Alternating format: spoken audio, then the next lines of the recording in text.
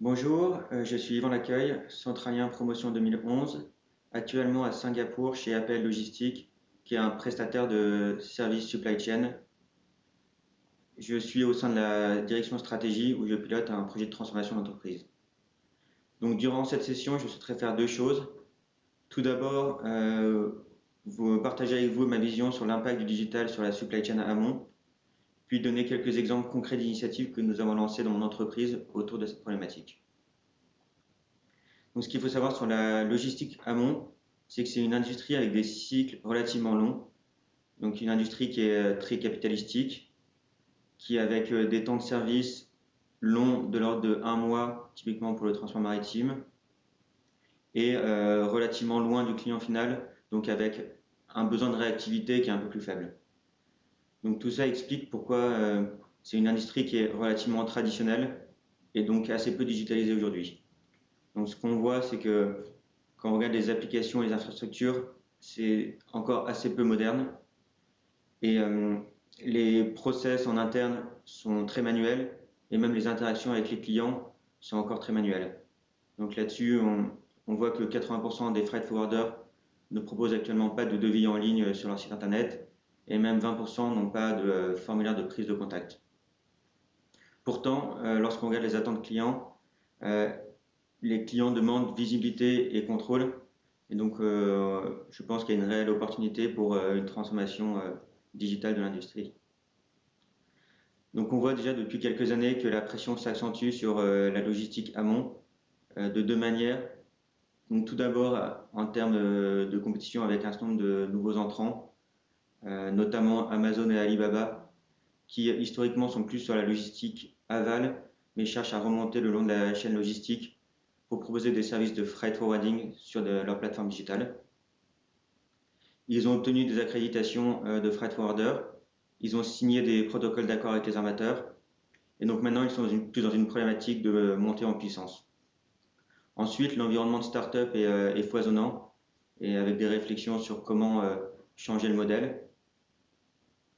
Et après, lorsqu'on regarde sur les technologies, il y a des technologies qui sont déjà très matures, donc comme Software as a Service, les plateformes digitales, la robotisation de process et le big data, et d'autres technologies moins matures mais qui pourraient révolutionner l'industrie, comme le blockchain, l'intelligence artificielle, mais aussi l'impression 3D et la réalité augmentée. Donc là-dessus, avec toutes ces transformations qui se passent dans l'industrie, donc mon entreprise se pose la question sur comment se positionner sur ces problématiques digitales. Et donc la manière dont on a abordé ça est de le mettre au cœur de la stratégie de l'entreprise et de lancer un certain nombre d'initiatives autour du digital. Donc je souhaiterais prendre aujourd'hui deux exemples concrets de ce que nous avons mis en place. Le premier est sur la robotisation de process, de manière à augmenter l'efficacité opérationnelle en interne.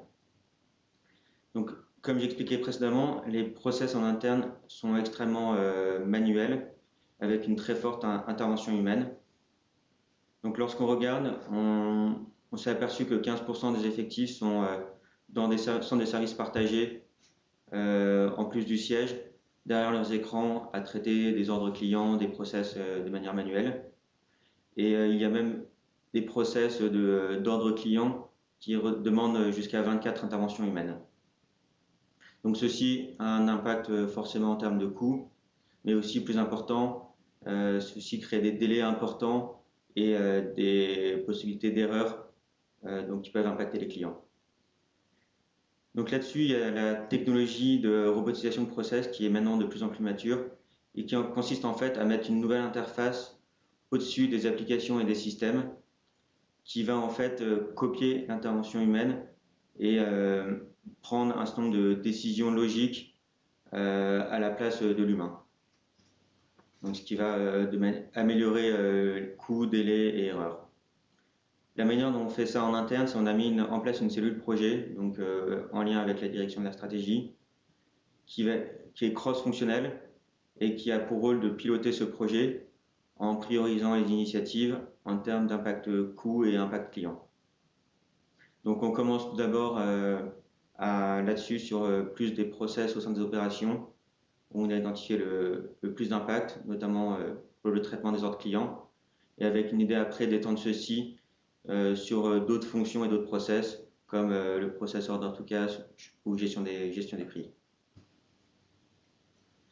Le deuxième exemple que je voudrais prendre, donc c'est plus sur un développement de produits en utilisant la technologie blockchain.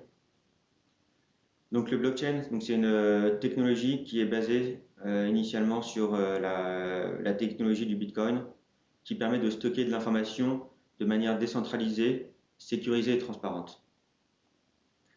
Donc là-dessus, il y a beaucoup de startups qui travaillent sur cette technologie, avec deux pistes de réflexion. Une première sur la visibilité, notamment pour les produits alimentaires, la traçabilité, et dans le luxe, pour avoir gardé une traçabilité sur les produits de luxe.